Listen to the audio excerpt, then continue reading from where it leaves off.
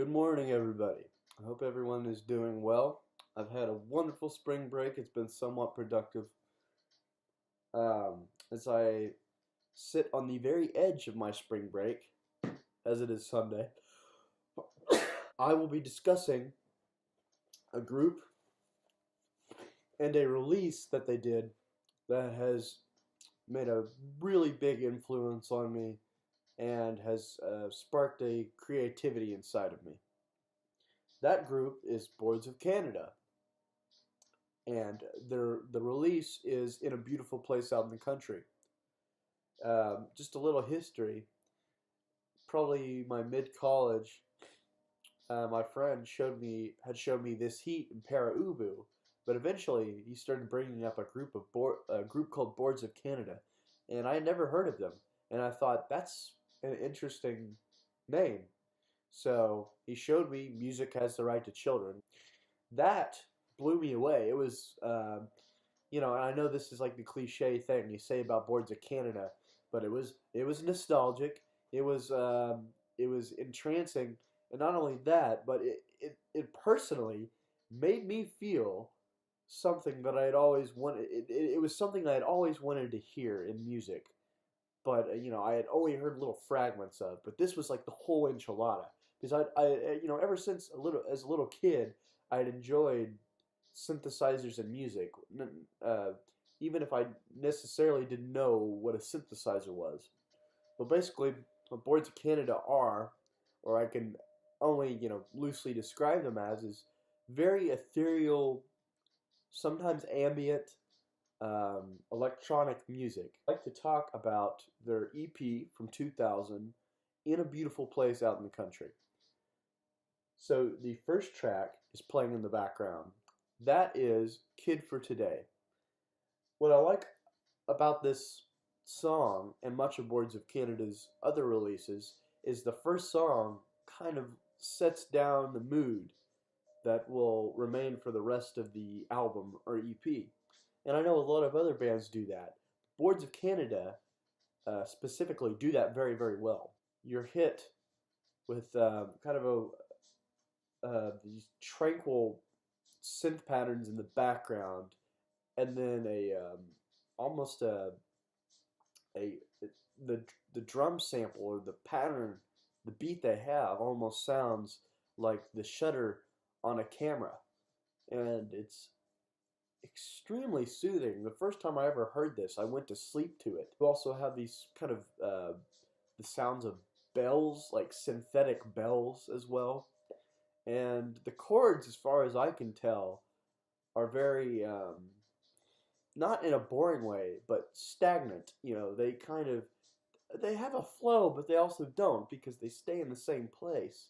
And I would go as to say this is almost ambient music. I could almost imagine whether or not this was their intention, rolling hills and pastures and just you know being alone by yourself. I think a lot of Boards of Canada's music, um, I'm sure it's done to many other people, makes you feel isolated in a way, but not in a bad way. A Kid for Today is a strong opening track, and the combination of the really good synth tones and then that beat, that is wonderful. The next song is probably one of my favorite Boards of Canada numbers. Ammo Bishop Roden. That is a reference to the David Koresh's Branch Davidian cult from the Waco siege. And this song, Ammo Bishop Roden, is the name of, I think, one of the female members of the Branch Davidian cult. The synth tones for this song are so beautiful, and it reminds me of a literal feeling a breeze in autumn. It probably has one of the strongest reactions I've ever had to a song. And before you know it, this bass drum hits. It hits you right in the gut.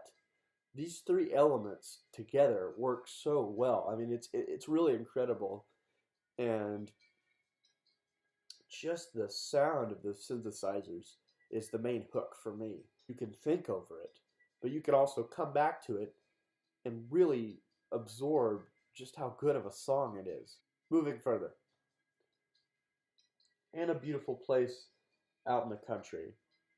This song is one of the, as many other people have stated, is one of the first songs to have vocals by Boards of Canada. It's a vocoder section saying, "Come out and live in a religious community in a beautiful place out in the country." I'd say it's one of the more danceable numbers. I always want to kind of sway to it when I hear it, as silly as that sounds. And you also have these weird samples of children laughing, but it's not creepy. It's very inviting, and it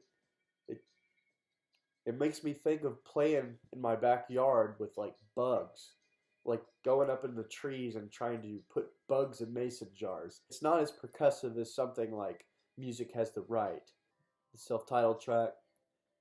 It's probably one of the more eerie songs on this album, and the vocal samples really add kind of the funkiness of it. All right, Zootrope. I think it's Zoetrope. It's the least Boards of Canada sounding out of these songs, which is stupid to say because they'll really surprise you, and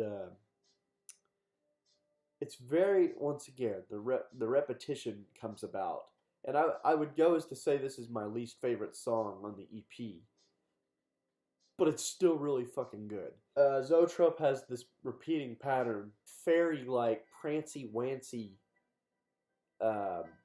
feeling to it. I feel like it could be something like you reached your destination. You know, the rest of the album is you kind of traveling where you need to get, and then this is like your final destination, and you're there.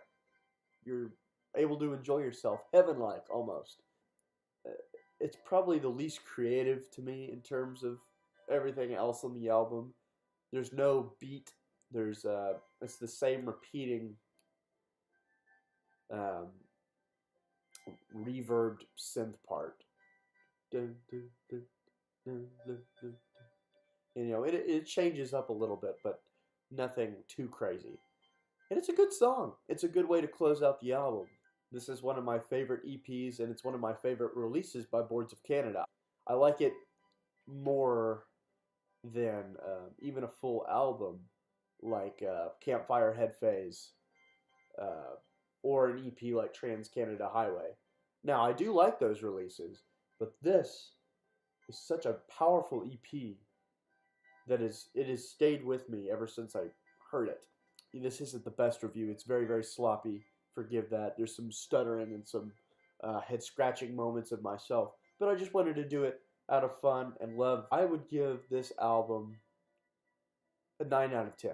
If Zootrope was a little bit better, I'd probably give this just a straight 10 out of 10. It's just the others are so good that when I hear this, it just doesn't hit me in the gut as much, and it's grown on me. It's grown on me because when I first heard it, I really didn't care much for it at all.